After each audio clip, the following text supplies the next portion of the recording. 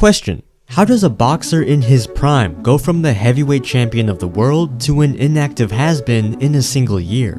From knocking out the undefeated unified champ in the upset of the century to fighting only twice since 2019. Well, in the rematch, Anthony Joshua weighed in at a trim, disciplined 237 pounds, and Andy Ruiz weighed in with his shirt on. This was the moment I knew Ruiz was a one-hit wonder. After months of celebrating and casual training, he showed up in terrible shape. Don't tell my coach. The biggest fight of his life, and he was feeling embarrassed at weigh-ins. It's a classic cautionary tale, and unfortunately, Andy Ruiz is far from being the first, and he certainly won't be the last. The one-hit wonder is perhaps the most interesting and tragic character in boxing.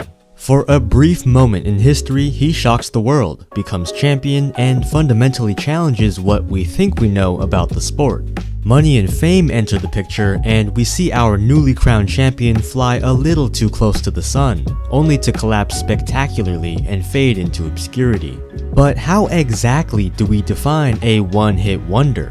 Some champs get to defend their title once or twice, and some stay contenders until they retire. The first Joshua fight earned the Ring Magazine's Upset of the Year, and that got me thinking. Going back to 1970, the Ring gave this award to the sport's most unlikely winners, the overlooked and underestimated. Fighters who shocked the world just like Ruiz. But taking a deeper look, it might spell trouble instead.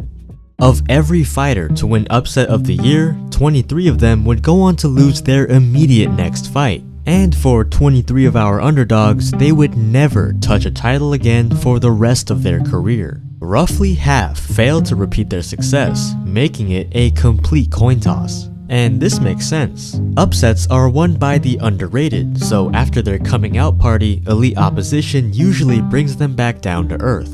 There's also the case of the rematch. 20 of these men had the opportunity to prove it wasn't luck the first time, but of those 20, only 6 were able to win again. Andy Ruiz was not one of those 6. So it seems that Upset of the Year can mean one of two things. You're a future Hall of Famer defying the odds, or you scored a lucky punch and your 15 minutes of fame is already ticking. Take for example the Rumble in the Jungle. Muhammad Ali was a 4-1 underdog against George Foreman, and even his own team feared for his life. Why are you all looking so pale and scared? Act like you're going to a funeral.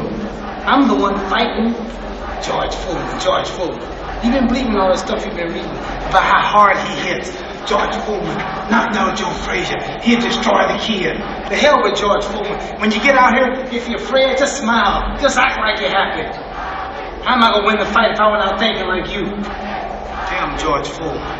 But Ali would employ the rope-a-dope, tire out Big George, and ultimately knock him out to further solidify his greatness. Even though it was a major upset, Ali is the furthest thing from a one-hit wonder because he was great before and continued to be great after this fight. In 2007, unknown flyweight Nonito Donaire broke onto the scene with a violent one-punch knockout over undefeated champion Vic Darchinyan. The Filipino Flash was awarded the Upset of the Year and instead of fading away, went on to become a 4-division world champ, scoring highlight reel knockouts, holding titles for 3 consecutive decades, and always fighting the best. Donaire is the perfect example of a young boxer defying the odds and staying at the elite level into his older age. In other words, not letting the success get to his head. Then you have someone like Marcos Maidana. I hesitate to call him a one-hit wonder because he had such a storied career before the Mayweather fights. And despite having good names on his resume, he lost his first 2 title shots. But Maidana would get his big break against Adrian Broner. You already know this story. Broner is the undefeated, loudmouth champion boxer. Maidana is the underrated, quiet puncher. After I fuck him up December 14th, I can promise you this. It's gonna get ugly. By Maidana, that sticks another right hand. Broner goes down for the first time in his career. The hook got him. Broner for the second time in the fight. Left hook chopping right hand. A left hook to the body. Left hook upstairs. Broner trying to hold on. Well, Broner got humbled. He was a 5-1 favorite, and Maidana took his belt, won upset of the year, and set up a super fight against Floyd Mayweather. A fight he would lose but do well enough in to warrant a rematch. And after 2 fights against the face of boxing, he made enough money to retire. Sure, he only made $4.5 million to Mayweather's 64, but they don't call him money for nothing. So at 31 years old, with millions in his bank account, Maidana retired. He was champ for 4 months, made a boatload of money, and got out the game. Not quite a one-hit wonder, but something like it. Now for the sadder and much more common case. There is perhaps no greater example of a one-hit wonder than James Buster Douglas. The 42-1 underdog knocked out a prime Mike Tyson to the shock of the entire sporting world. Douglas was the new undisputed heavyweight champion, and after declining a rematch with Tyson, accepted Evander Holyfield for his first defense. Douglas arrived in Las Vegas as the man who conquered Tyson, but he wasn't the same fighter. He had the luxury villa at the Mirage and reportedly ate and drank everything under the sun leading up to the fight. The champ spent more time in the pool than in the gym. When fight night came around, he weighed in at a soft, pillowy 246. 15 pounds heavier than he had against Tyson. The fight was rough. He was slow to move around the ring and telegraphed his punches, leading to a 3rd round knockout. Douglas retired after the bout, and just like that, his 15 minutes of fame was up. He then ballooned to 400 pounds, suffered from diabetes, and enjoyed his money. Buster Douglas began 1990 as an unknown challenger, won the Undisputed Championship in February, celebrated a little too much, and was retired by October. After making $26 million in a single year, I don't blame him. So it's no secret why sudden, unforeseen underdogs burn bright and then fizzle out. The great Marvin Hagler said it best. It's tough to get out of bed to do road work at 5 a.m. when you've been sleeping in silk pajamas. The same affliction that got Buster Douglas got Andy Ruiz. Training comes natural when you're the challenger, but when you're the champion, not so easy.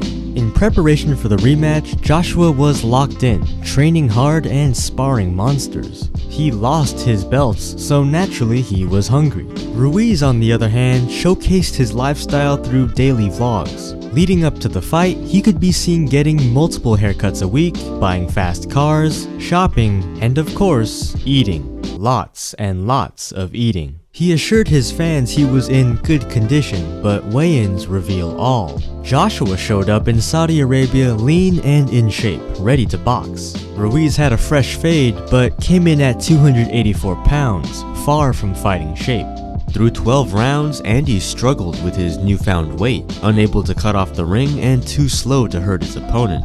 Joshua danced around him, jabbing and sniping his way to a unanimous decision victory. It was a masterclass for the Brit and an embarrassing performance for the Mexican-American. After the fight, he admitted he didn't train as hard as he could. I think I didn't prepare as how I should have, and I gained too much weight. If we do the third fight, best believe I'm gonna get in best shape, and I'm gonna be the best shape of my life. Like Buster Douglas before him, Andy Ruiz lived like a champion, but he didn't train like one. A lot of things was going on my plate, So since the loss, what has Ruiz done to bounce back? Well, apart from getting knocked down by Chris Arreola and looking hittable against an ancient Luis Ortiz, not much. To be fair, he got the wins and put his hand speed on display, but after an incredible 2019, fighting only twice in the 5 years since is a shame. He fired the coach that made him champion, he couldn't keep up with the daily work ethic in Canelo's camp, and after pricing himself out of fights with Wilder and Fury, he's become an inactive shell of his former self.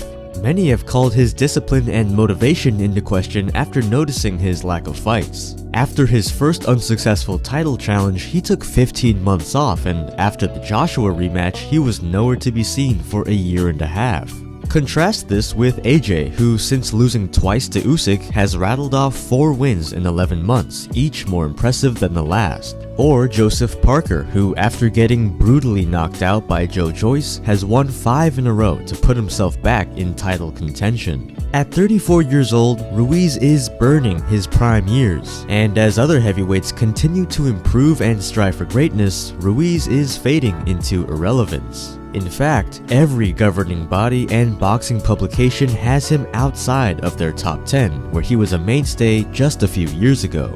But beyond his inactivity and the inability to control his weight, the biggest shame about Andy Ruiz is all of the potential fights we missed out on. Discounting everything else, Ruiz is still an exciting fighter with an incredible story. A shorter, chubby inside fighter with fast hands that gets better after he gets hurt, he introduced much needed drama into a stagnant division that refused to fight each other. Just think of all the great matchups we were robbed of. Ruiz versus Wilder, Ruiz versus Zhang, the Parker rematch, the list goes on. When Andy Ruiz shows up in shape, he's one of the most exciting fighters in the sport. As a fan of boxing, I hope to see his ring return sooner than later. I just hope he hasn't priced himself out of the sport altogether. Remember when Ruiz ate this punch from Anthony Joshua?